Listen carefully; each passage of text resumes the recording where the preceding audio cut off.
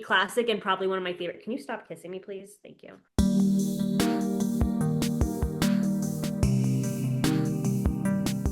Hey, Positive Peeps, it's Paula, and welcome back to the channel. So today's video is inspired by a fun, silly chat that I had with a friend the other week where I realized that I watched way too many rom-coms than the average person because she did not know half of the movies that I was talking about, which on the one hand made me think, okay, really great, because whenever friends reach out, they have recommendations.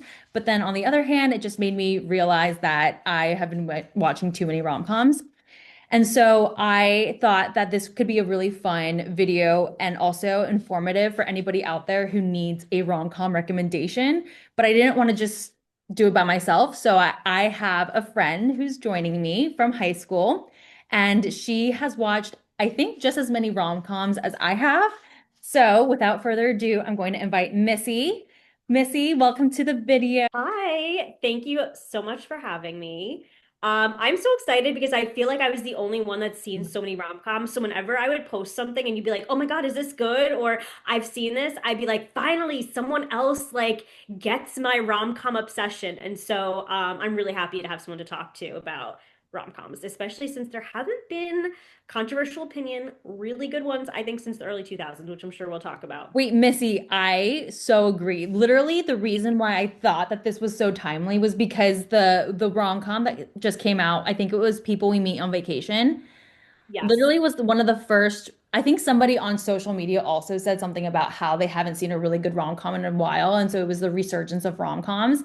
And I kind of agree. Literally, all the rom-coms that I watch are reruns of the ones that I've literally already watched. Yeah, I don't think I've ever rewatched a 2015, 2014, or newer rom-com because I just think the quality and don't that's another thing, the quality. I watched How to Lose a Guy in 10 Days. Sometimes it's super fuzzy. I love it because it's so good. And the modern rom-coms, I think, are so careful too. And I think we're seeing that, especially, I don't know if you just watched the America's Next Top Model documentary, but like people are No. talking about how the 2000s reality TV was super, there was no such thing as woke culture or being canceled or, streaming and things like that. And so I think that plays a huge role in what rom-coms today too, how they're so different. There's immediacy, there's attention, there's it's crazy how you can't, God forbid you say one thing. So I think back in the 2000s, they had more leniency to kind of do crazier things. And I'm sure we'll talk about some of like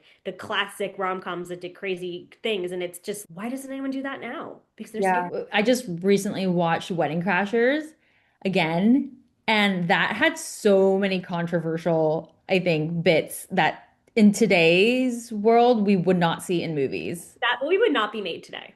Yeah. And I'm so glad it was made then because that's a classic. But okay, I don't want to go off into too many tangents because we could literally talk about just all of what we just talked about Keep us forever. on track.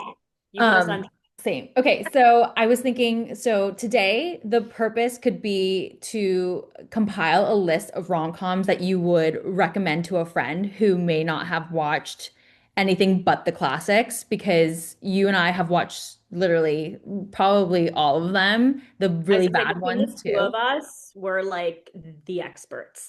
I would be really surprised if people have watched as many as we basically have compiled in our list.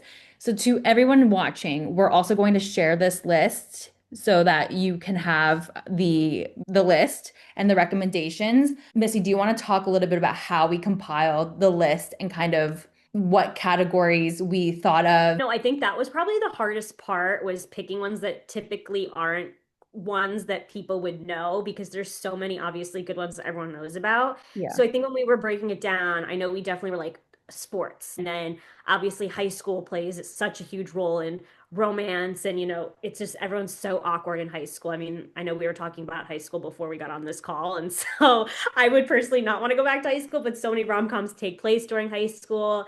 And then I think the whole concept of romance and comedy, like some of these lean more towards on the romance side and some of them lean more on the comedy side. And it's like you're searching for like, okay, well, where's the comedy in this movie? So I love that. I think we created a category like more rom than com or more com than rom. And so I'm excited to go down that path because some of these rom-coms, I wouldn't call that a rom-com. I would just call that a straight up comedy. Like, where's the romance? I don't see a nice little fairy tale happy ending here. So I'm excited to go down on that tangent. And then travel, I think one, a lot of travel-based rom-coms. And then obviously the biggest one you just mentioned, weddings. Wedding Crashers, 65% of rom-coms, it's a total made-up stat in my head, by the way.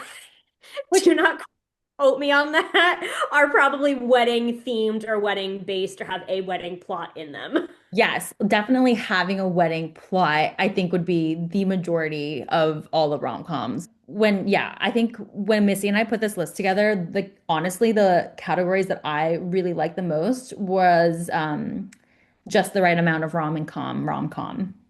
Yeah. Literally, I think you and I agreed to all of them needing to be included in the list. And the last one was fashion. We Yes, have some fashion. really good ones. We should define what, to us at least, what is a rom-com. Oh my gosh, that's a really I'm putting, hard I'm question. putting you on the spot. I know you didn't prepare for this question. Wait, I've a rom. I can tell you No. what I really like in my rom-coms, Yeah. but I think a rom-com to me is just a really good storyline that is obviously positive throughout and can be relatable to the real life, but still have some kind of old romantic theme and having enough of this lighthearted laugh element so that you can see life in a positive way. But I don't know what a rom-com is per the dictionary's definition. Oh no, totally agree. I think it's funny. For me, there has to be some kind of like obviously couple romantic element, like a breakup, makeup. There has to be some kind of Yeah. like big finale of like getting together. Will they not get together? Like what's gonna happen? And then there's gotta be, I feel like every good rom-com has an iconic line or an iconic moment that's Ooh. like either it's a line that's meme worthy or it's a scene that's meme worthy. And that's what makes a good rom-com too. Like that you can Yeah. remember that line from that movie or that scene and like you can use it in situations. So, but I think we're both on the same page that it has to have a great storyline, has to be funny, has to be relevant too and relatable. Yeah. Yeah. And have that positive element, I think. I don't think I have seen any rom-coms where it's really sad or it ends in a because if it does end kind of sad, I don't know if I categorize it as a rom-com. I think it's just more of a romance movie or It's like a romance tragedy. yeah, yeah, like Pearl Harbor or something that I love Like, with Ben Affleck. I mean, yeah, and Josh Hartnett, is that his last name? It's so funny because I thought before we recorded, but now it's too late because I forgot. It would have been really funny if we took a shot or something. Well, I don't drink, but like shot of espresso for every time we thought of a movie that we didn't put in our list. I love that. We should do that for our podcast. Okay.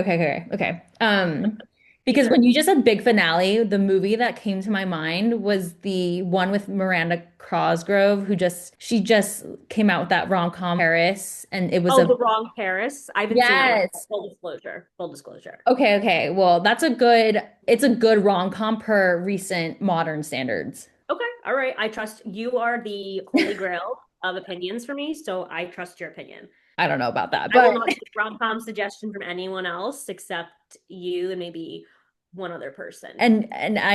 I'm so honored because I do think that per our list, you and I have watched and hearted each one this like the ones that I really love. Okay. Do you want to start since I think it would be timely and just really applicable because this first episode, well, we obviously met in high school. And so I think if we started with the high school category, it would be so fun. Cringe, but okay. No, We have to get through it. We have to get we through. But have to high get through it. school as a category totally makes sense, I think, for rom-coms because I'm looking at this list and everyone who's watching, I'll put the list so you can see it here. Okay, let's start with the first one, which is Never Been Kissed with Drew Barrymore. But like anything with Drew Barrymore is just automatically a rom-com.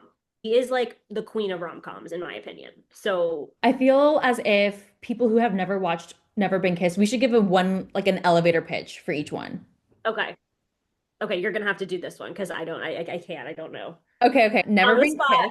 Kissed. Never Been Kissed. Well, Drew Barrymore is the main lead, and she basically is an undercover spy who goes to high school to unwrap this story within the high school, and then she ends up falling for a teacher who's really, really attractive, and he's in Alias with Jennifer Garner in another show. But they basically connect so well, and then that's basically the teaser for why you should watch the movie. Yeah, no, I definitely have not seen this. I think I'm mixing up this one and what's the other one she was in when I think the wedding singer. I think I'm mixing up those two. Oh my gosh. Oh, you mean the one where she forgets? No, that's 50 First Dates, and that's such an OG. Okay, yeah, Um, that's a classic, so we can't include that one. that Okay, is well an then OG. Never Been Kissed. I'm telling you, I think most people wouldn't have watched this. So Yes, I agree. if you want to watch Drew Barrymore go as an undercover spy in high school, you got to watch Never Been Kissed. 1000%. The next one I think is a classic technically, but I don't know what my friends have watched and not watched, so I'm still gonna include it. 10 Things I Hate About You. I think a lot of people will probably come at us for this one because is it really a comedy? I feel like it's more of a classic 80s movie and people maybe won't put it in the rom-com category. I think it's a hilarious romance. I mean, it's so rom-com. Heath Ledger, who just looks sexy as hell. Okay, wait, sorry. Things I Hate About You. Okay. A high school boy wants to take a girl to a dance and go out with her, but he can't because the father won't let the girl go out because of her sister. And so the whole plot then revolves around this guy who is Joseph Gordon-Levitt and his friend paying Heath Ledger to pretend to go out and date this other girl, the older sister, so that he can then take the younger girl to the prom. And so through this whole fake dating, obviously in typical rom-com fashion, real feelings emerge and there's a bunch of hilarious scenes and it's just so I would honestly say it's probably the least cringe-worthy 80s, 90s early rom-com movie around because some of them have super cringe moments, but this one Yeah. to me was just so classic and I kind of went off on a tangent and I'm really sorry about that. Okay, well, the main characters are Heath Ledger and Julia Stiles. And then Yes. the dad of Julia Stiles is the hairdresser in Princess Diaries and who I love. And I then totally forgot I that. don't remember if the sister, if I knew her from other movies, but like you said, Joseph Gordon-Levitt is in it, who's also a classic. But I mean, yeah, so like he's baby Joseph Gordon-Levitt. He's not yeah. like heartthrob Joseph Gordon-Levitt. I mean, this was actually like I feel like his emergence into heartthrob Joseph Gordon-Levitt because like, come on. Okay. This one I don't know because I have not watched it in a while. But Juno, like why do you count it? Why do you count Juno as one of the must-see rom-coms outside of classics? Because I think it's a topic that's not really something that's you normally take it more seriously and they kind of joke and make it really lighthearted, the whole idea of teenage pregnancy, which obviously is not something to joke around about, Yeah. but I think they do it in a really great way. And Elliot Page, who at the time was Ellen Page, I think she did a really great job portraying the complexities of, I'm a young girl. I don't want a baby. I want to give this baby a better life. But like her own home life too was this funny, awkward, there's so many great characters in that movie. I mean, I think her mom is, what's the woman's name? Janice something, I think her name is. I have no Um, idea. I have to go back to. but I don't anyway, think I ever watched it. it was such an awkwardly indie kind of movie, and I just think it, it's like a very good, feel good movie because at the time Okay. you're rooting for Juno, and then at least for me during that movie, I was like, oh, maybe she's not gonna give it up. She's gonna keep the baby, and then her and Bleeker are gonna live happily ever after. And sorry, like I know I'm totally ruining the point of this podcast probably, but it's like will that not happen? And then at the end, you kind of are left like, oh, okay, I'm okay with this. I'm okay with this Oh, ending. I'm not okay. going to spoil it. I'm not going to spoil it, but I think it's because it's hilarious. There's so many hilarious scenes. I mean, the fact that this boy wears shorts that are like, I mean, I know now boys wear short shorts, but like at the time when this movie came out, no one was wearing short shorts. And so I just think it was funny how like things that we would look at now are that are normal are not were not normal then and they're hilarious. Okay, you may have sold me. I might watch it again. Sorry, what I need to take my fake espresso shot for every time I think of a movie that I didn't include in the list that you just reminded me of. Oh, what And movie? Easy A. How did Why we? didn't I we? think because that one's so mainstream. Yeah, I think yeah. that's why we didn't put it on because I feel stupid now for not putting that on our list, but I think because the whole point of our list was not to do mainstream classics, but Okay, like yes. Granted, yeah, I would be really sad if the majority of my friends didn't watch Easy A. I would be extremely disappointed. Yeah, I would because be more disappointed if they it is didn't. so funny with Stanley Tucci and everyone. I also love that he doesn't play a typically homosexual based character. I feel Yeah. like in most of his movies, he plays this metro or maybe even homosexual character. And this one, he's a dad, he's married, but he is so funny. I know we're going off Yeah. on a tangent. Back to high So school. next one was She's the Man. Iconic. Iconic. So don't you think that this is a classic, but it's even a classic that I love so much that I have to include it just to make sure that all my friends have watched it. It is such a classic. I completely agree. But I feel like when people are looking at like the collection of rom-coms, of high school rom-coms, especially the ones Yeah. that we put together, it's not the first one I would pick to go back to, which is why I think it belongs on this list. Talk about, but anyway, I completely agree. I think it's such a classic. And I think it also ages really well.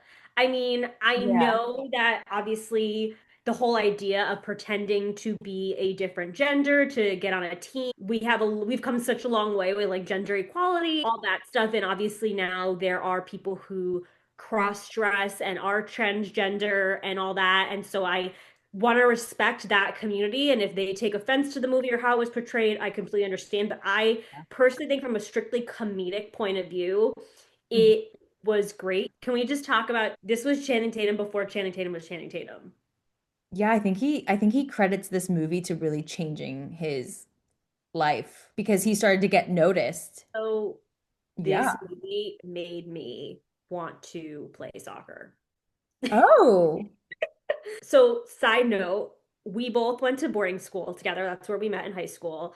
Before that, I never, I was a cheerleader, so I did not do sports. So when you come to Blair, you have to play on a team sport. So I was like, oh my God, this is my she's the man moment. I'm gonna play soccer. I'm gonna be Blake Lively in like, Sister of the Traveling Pants. Like I was ready to live out my high school rom-com dream and then quickly realized that's not reality. I don't know if I ever put a movie in sports as the reason for doing anything. No, no, But that was literally, I was so excited. And this was the time before like Instagram and like TikTok and everything was a thing. Like this was like 2012. I remember specifically like running laps at like practice and being like, am I Blake Lively? oh my gosh. Wow. Okay. So that movie Also, inspired Missy to do yeah, soccer. I love She's the Man. You bring up such good points about how it aged well because it's definitely a movie I can still watch today and not really, I mean, it's gonna be cringy, but I think it's the type of cringy where it's the obvious cringy, so people just know to squirm but still enjoy it kind of. It's the same with like Vampire Diaries. I watched that I think 2 years ago and it was still relatable and I really did not think that I was it was cringy, but I love She's the Man. It's to everything. this day, I still put tampons in my nose when I get a nosebleed. Guys even do it now because of She's the Man. Yeah, no, and it just there's so many classic like I specifically just remember the phone scene in the gym where he gets the call from Olivia and he's like trying to play it all cool like what's up girl like I'm like I remember watching that and be like is that how guys act in the gym? Like do they like lift Oh. weights and talk about girls and like when they get like a DM or a text they're like what's up? Like you know what I mean? Wow. So this movie really formed Missy's high school. It's bad. Like it's this Wow. movie was so quintessential. Is that the word? Quintessential Yeah.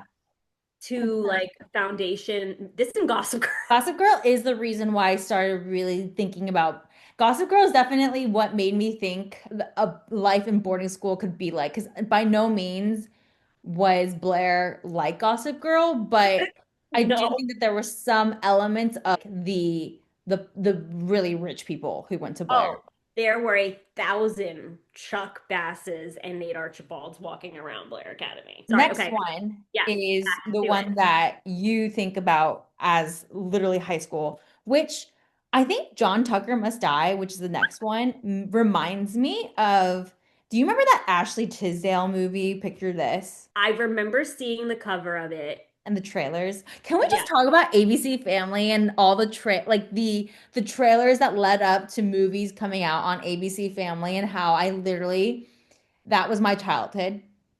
Yes, but I what I hate, and you're gonna come at me for this. What I hated about those trailers is they told the movie. Like I feel Yeah. like I Yeah. didn't need to see the movie because I knew what was gonna happen.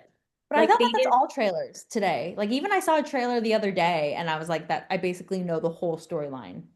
Yeah, Oh wait, we that didn't shaped even high give an school for elevator me. pitch. Okay, what would you say is the elevator pitch for John Tucker Must Die? Three girls who are from completely different cliques try to get revenge on the popular guy. And they use Brittany Snow, who kind of portrayed as the innocent girl who never really got with a guy like John Tucker. And then that's what started winning John Tucker and making him think that it was real and not this deceptive plan. But then they fall Because pretty they hard. turned her into the perfect girl. Yeah. Because these three girls all dated him and they were completely different, but there was something about them that John liked. Or I Yeah. think it was just because they were all in different cliques, so he could date them all and they would never find out, which is so unrealistic. That is something I would love to talk about because Yeah. unless you're going to college, maybe a college that's more realistic, but in high school, that does not make sense to me that like these three girls would not know each other or see each other in the hallway. You know what I mean? Yeah. Yeah. Yeah. So, sorry, completely different tangent there, but they made her into this perfect girl for him. And then I don't even want to spoil anything else, but I feel like Did they end everyone, up together? I don't remember. no, they didn't end up together. She ended up with Penn Badgley, Little Tucker. Oh, wait, yes. Okay, that's the reason why you should watch this movie, I think, is because they end up with the people that yeah, the right people. Yeah. But no, Okay. it's so classic. It totally shaped high school for me because I remember thinking I had to be a certain way to get guys. Serious, but sexy. Be smart, but not too smart. All the things that they turned Brittany Snow's character into, I was like, I have to do this to get guys. And also, I think the biggest thing that we need to talk about, sorry to go off on a tangent again here, but like all of these rom-coms that take place in high school, none of these characters or actors who play them are actually in high school. Obviously, they can't get high school actors to play high school kids, like let's be real, but like Yeah.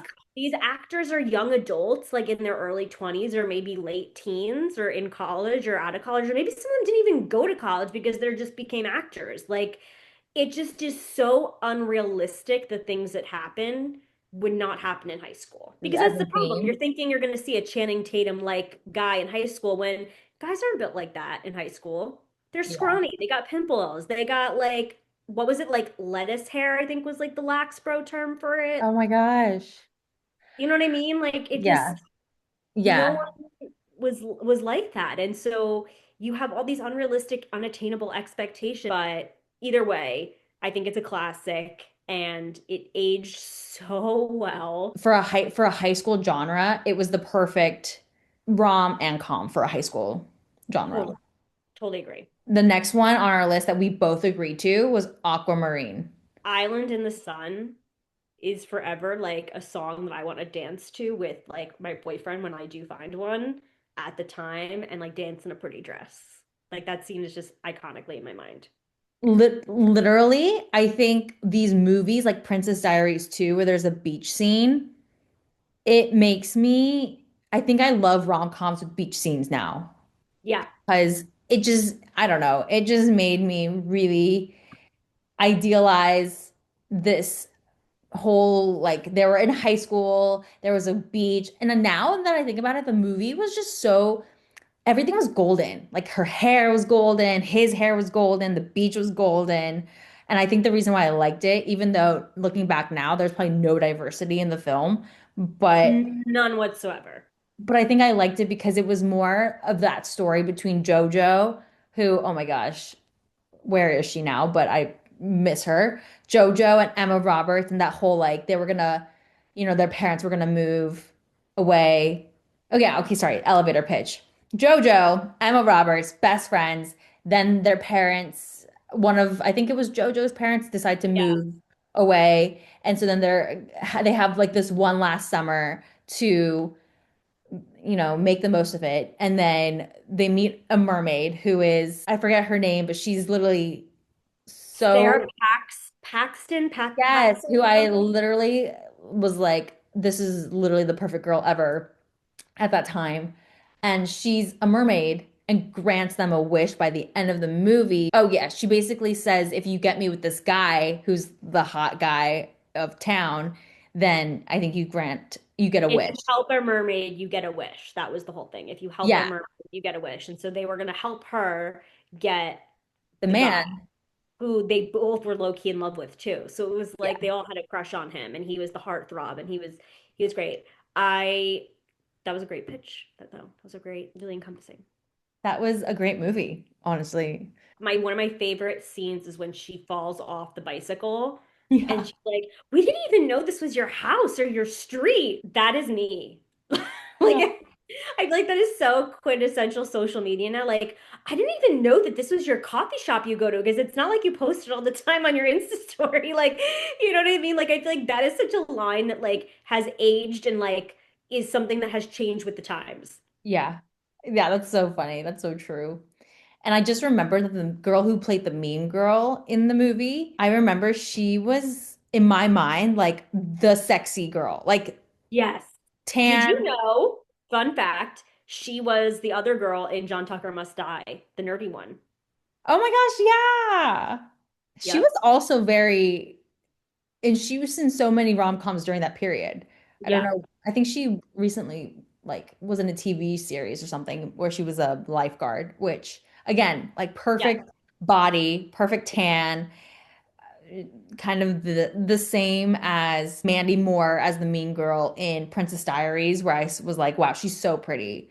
Okay, so It breaks my heart that Mandy Moore was the mean character in that movie, to be quite I honest. know. Okay, I so let's talk can't about stand the that character. last movie because then, although I will do a really quick plug for She's All That. I think She's All No, no, That is go for it. about, Do it. Do it. Do it. so this movie, She's All That, is about basically, it's kind of like 10 Things I Hate About You, where there's a bet made about these two guys who try to get this girl who's not really in the it crowd and she's in her books. And so I think the movie, I have to watch it again, is a bet situation where the Freddie Prince Jr. and his friend basically Freddie has to get this girl to date him or like him, and then they actually end up falling for each other. And then she finds out towards the end, of course, that it's a bet, blah, blah, blah. Was this all fake? Whatever. So it's really good, I think, because it's also, I feel, again, going back to how I sometimes feel like that girl, like I don't think I get noticed, et cetera, et cetera. But then to be put into the situation where you're suddenly in with the it crowd was always kind of a cool idea, I guess, in high school. So anyway, I just put that one on the list for anybody who wants to watch. If you're not really somebody that you consider like in the popular crowd, it shows that side of her. So that's I another think movie. that's definitely a good one. I agree. And I definitely I want to watch it. So I'll add that to my list. The last one, because also my 10 minutes is ending, is the cheerleading movie with Hayden Panettiere, Bring It All or Nothing. I like it because it shows the dichotomy in high school between like the really rich community and then the really poor community, because I would consider myself like having been in the middle to low class. And Hmm. so to see, that whole representation of the middle low class getting power, but between in a cheerleading competition kind of way. Like I just thought that that was a really good movie where eventually Hayden Panettiere's character, who's like the really rich posh cheerleader, basically brings that world together for her. I don't know. I just think it's super quotable too and iconic in the sense that like you taking a literally, if you asked me, it's like with Margot Robbie being cast as Barbie, I would cast Hayden Panettiere as the typical white girl cheerleader. Like it is Yeah. just such a perfect casting. And then she gets dropped into Crenshaw Heights, and it's when she comes, she's like, it's a belly button ring, or like, mine's real. Like the Yeah. things that she goes through, like, there's just so many comedic moments in there. And then where she sends the video of herself crying on the toilet, like, I don't belong here. Like, it Yeah. just is so, and then like by the way, the boyfriend in that movie, Brad, is the same guy from Aquamarine. You're so right. This is so weird. So So I many love all these high blends. school connections that are blending over. And But he was like the guy in the Greek series, in the TV series. yes, Greek. Oh my God, why did Siri just like pop up? Anyway, no, I agree. I think it was definitely a good, also a great accurate representation being a cheerleader of some of the cheerleading world and things that are going on. A lot of high school movies, rom-coms took the idea of sex and virginity and sexual energy to a whole nother level that maybe wasn't as prevalent or common in high school, or maybe we're just old. Yeah, I don't I remember what it agree. was like in high school.